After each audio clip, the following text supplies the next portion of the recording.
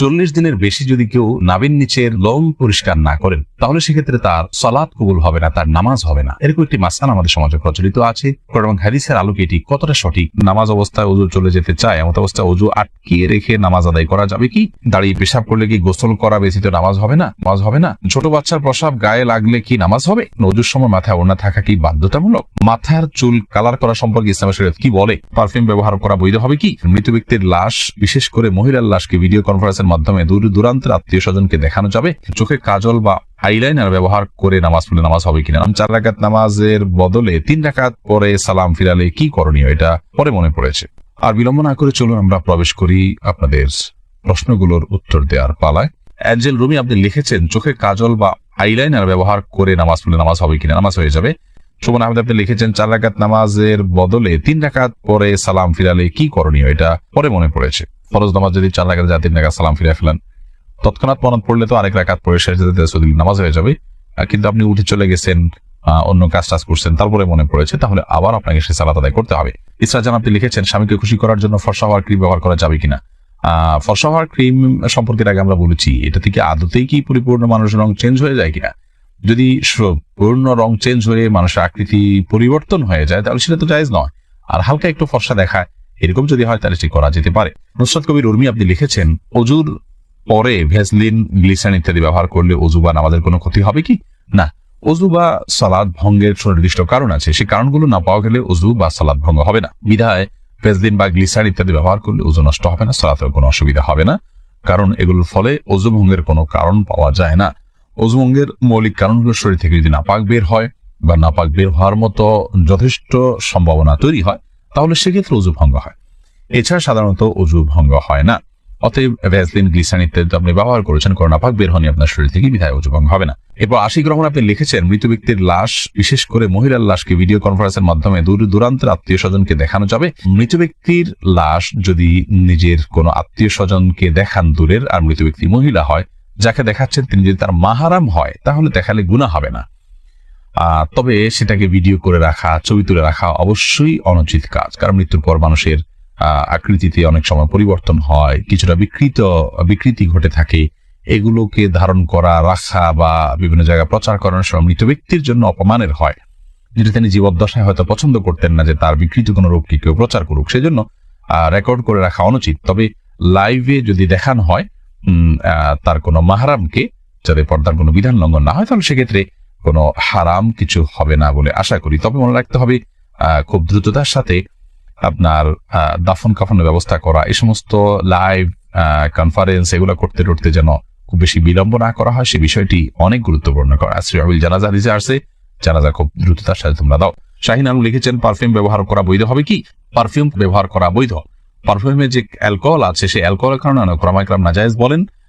তবে অ্যালকোহল ছাড়া অনেক পারফিউম আছে, সেগুলো তো অবশ্যই জায়েজ হবে। আর অ্যালকোহল থাকলেও নাজায়েজ হবে যে সেটি নিশ্চিত নয়, অনেকের মতে নাজায়েজ হবে, অনেকের মতে জায়েজ হবে, কারণ অ্যালকোহল পান করা হারাম হলেও সেটি কাপড় চোপড় লাগলে যে নাপাক হয়ে যাবে ব্যাপারটি সেরকম নয়।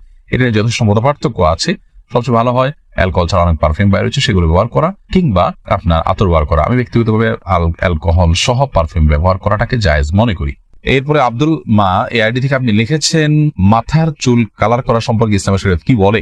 মাথার চুল কালার করতে পারেন, বিশেষ করে সাদা যখন হয়ে যায় তখন নবী করিম সাল্লাল্লাহু আলাইহি ওয়াসাল্লাম এর হাদিস অনুযায়ী এটাকে কালার করাটাই হলো উচিত এবং সুন্নাহ। তিনি বলেছেন, ইহুদিরা সাদা চুল রাখে, তোমরা এটাকে কালার করবে, ওয়াজান্নিবু সাওয়াদ, তবে তোমরা কালো কালার থেকে বিরত থাকবে। অতএব মেহেদি বা এই জাতীয় কোনো ন্যাচারাল কোনো কিছু যদি আপনি কালার করতে পারেন সেটা সুন্নাহ। এরপরে প্রশ্ন করেছেন হাবিবা, আপনি লিখেছেন, ওযুর সময় মাথায় ওড়না থাকা কি বাধ্যতামূলক? ওযুর সময় মাথায় ওড়না থাকা বাধ্যতামূলক নয়, বরং মাথার ওড়না ফেলে কেউ যদি ওযু করেন, ওযু করতে পারেন। যদি তাকে কোনো গায়রে মাহরাম পুরুষ দেখার আশঙ্কা না থাকে, তিনি মাথার কাপড় চোপড় ফেলে, ওড়না ফেলে মাথার, তারপর তিনি ওযু করতে পারেন। বরং আমরা যখন ওযু করার জন্য মুখমণ্ডল ধৌত করব, তখন আমাদের কাপড় যদি মাথায় থাকে, অর্থাৎ ওড়না যদি টানা থাকে, তাহলে সেক্ষেত্রে এগুলোতে কিছুটা হলো পানি লেগে যাবে, ভিজে যেতে পারে। এই জন্য মাথার ওড়না না রেখে ওযু করা যাবে। যদি মাথার ওড়না রেখে আপনি ওযু করেন এবং আপনার ওড়না খুব একটা না ভেজে আপনার অসুবিধা না হয়, আপনি করতে পারেন। মাসা করার ক্ষেত্রে আপনাকে মাথার কাপড়ের নিচ দিয়ে মাসা করতে হবে, কারণ মাথার ওড়নার উপর দিয়ে মাসা করলে সে মাসা বিশুদ্ধ হবে না। এটাই হলো জমহুর এবং বেশিরভাগ ওলামায়ে কেরাম, ফুকাহায়ে কেরামের মত। খোলাসা কথা হলো যে মাথায় ওড়না থাকা এটা বাধ্যতামূলক নয়, বরং মাথায় ওড়না না রেখে উযু করা যাবে। আর যদি ওড়না রেখে উযু করতে পারেন আপনি, তবে মাসা করতে হলে অবশ্যই ওড়না নিয়ে দিয়ে আপনাকে করতে হবে। সুমাইয়া আপনি লিখেছেন, ছোট বাচ্চার প্রসাব গায়ে লাগলে কি নামাজ হবে? ছোট বাচ্চার, ছোট শিশুর পেশাব সেটাও কিন্তু বড়দের পেশার মতো নাপাক, অতএব সেটা যদি গায়ে বা কাপড়ে লাগে, যে জায়গা লাগে সেটাকে ধুইতে হবে। পার্থক্য এতটুকু, যদি দুগ্ধপোষ্য ছেলে শিশু হয় তাহলে তার পেশাবের ছিটা যেহেতু অনেক বেশি ছড়ায় না কন্যা শিশুর তুলনায়, এই জন্য তার পেশাবের উপর পানি ছিটা দিলে সেটা যথেষ্ট হয়ে যাবে। আর কন্যা শিশু যদি হয়, সেটা যেহেতু তার পেশাব যেহেতু একটু ছড়ানোর আশঙ্কা বেশি থাকে, এবং আরো নানা কারণে, অনেক কারণ এবং রহস্য আছে যেগুলো আমরা জানি না, তো সেগুলোর ভিত্তিতে কন্যা শিশু হলে, সেই দুগ্ধপোষ্য হলেও যে জায়গায় লাগবে তার পেশাব, সেই জায়গাটা কাপড়ের জাস্ট ওই অংশটুকু ধুয়ে নিলে পাক হয়ে যাবে। খোলাসা কথা হলো যে ছোট বাচ্চাদের পেশাব যদি কাপড়ে লাগে কিংবা শরীরে লাগে সেটা নাপাক হবে, সেটাকে পাক করার চেষ্টা করতে হবে বড়দের পেশাব থেকে যেভাবে পাক করার চেষ্টা করা হয়। তবে হ্যাঁ, দুগ্ধপোষ্য যে দুধের উপরে টিকে থাকে এরকম ছোট ছেলে শিশু হলে সেক্ষেত্রে পাকের পদ্ধতির ক্ষেত্রে কিছুটা শিথিলতা আছে, পায়ের ছিটা দিলে পাক হবে।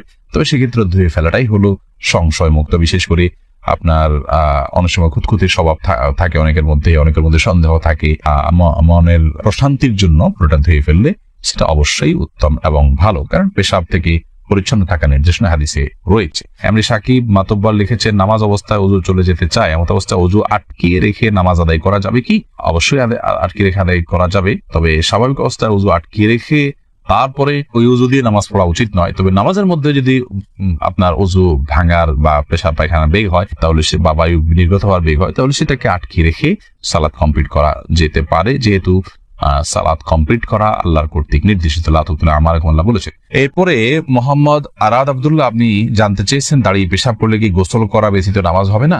দাঁড়িয়ে পেশাব করলে যে গোসল করতে হবে এমনটি বাধ্যতামূলক নয়, বরং দাঁড়িয়ে পেশাব করার পরও আপনি গোসল ছাড়া নামাজ আদায় করতে পারেন। দাঁড়িয়ে পেশাব করতে গেলে যদি আপনার শরীরে কোথাও ছিটে ফোঁটা লাগে বা পেশাব লেগে যায়, সেই জায়গাটা আপনি ধুয়ে ফেলবেন, ধুয়ে আপনি সালাত আদায় করতে পারবেন।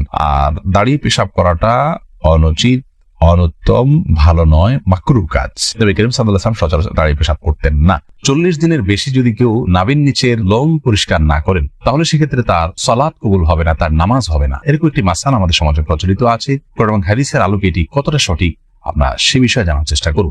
প্রথম কথা হলো, হাত পায়ের নখ ছোট করা, গোপ ছাটা ছোট করা, বগল এবং নাভির নিচের পশম পরিষ্কার করা, এটাকে চেঁচে ফেলা, এটি সকল নবী রাসূলগণের প্রতি আল্লাহ রাব্বুল আলামিনের পক্ষ থেকে আরোপিত কমন একটি বিধান ছিল, সকল নবী রাসূলগণের কমন একটি সুন্নাহ ছিল। যে সুন্নাহ সকল নবী রাসূলদের জন্য প্রযোজ্য ছিল, একজন ইমানদারের জন্য সেটি অবশ্যই অনেক বেশি গুরুত্বপূর্ণ। আনাস ইবনে মালিক রাদিয়াল্লাহু তাআলা আনহু একটি হাদিস বর্ণনা করেছেন, যেটি সহিহ মুসলিমে বর্ণিত হয়েছে, সূরা নাসা এবং মুসনাদ আহমদ সব হাদিস কিতাবে বর্ণিত হয়েছে। সেখানে তিনি বলেছেন যে রাসূল আকরাম সাল্লাল্লাহু আলাইহি ওয়াসাল্লাম আমাদেরকে এই কাজগুলো করবার জন্য, অর্থাৎ হাত পায়ের নখ ছোট করা, গোপ ছোট করা, বগল এবং নাভির নিচের পশম পরিষ্কার করা, চাষা, এই কাজের জন্য তিনি আমাদেরকে সময়সীমা নির্ধারণ করে দিয়েছেন 40 দিন। অর্থাৎ 40 দিন পর্যন্ত কেউ যদি বিলম্ব করেন তাহলে সেটি জায়েজ আছে, যদিও এত বেশি বিলম্ব না করে প্রতি সপ্তাহে একবার পরিচ্ছন্ন করতে পারে, সেটি উত্তম ভালো কাজ। যত বেশি পরিষ্কার রাখা যায় এগুলো ততই ভালো। কিন্তু যদি কেউ বিলম্ব করতে চান তাহলে সেক্ষেত্রে তিনি এগুলো না চেষে না কেটে সর্বোচ্চ 40 দিন পর্যন্ত থাকতে পারবেন। 40 দিনের পর যদি তিনি না কেটে থাকেন তাহলে সেটি তার জন্য গুনাহের কারণ হবে, সে কারণে তিনি আল্লাহর কাছে পাপী হিসাবে বিবেচিত হবেন। কিন্তু এর কারণে তার সালাত হবে না, তার নামাজ কবুল হবে না, এরকম কোনো কথা হাদিসের কোথাও বলা হয়নি। সালাত বা নামাজ বিশুদ্ধ হওয়ার সম্পর্ক হলো সালাতের যে শর্ত আছে সেই শর্তগুলো তিনি সঠিকভাবে আদায় করেছেন কিনা এর উপর নির্ভর করে।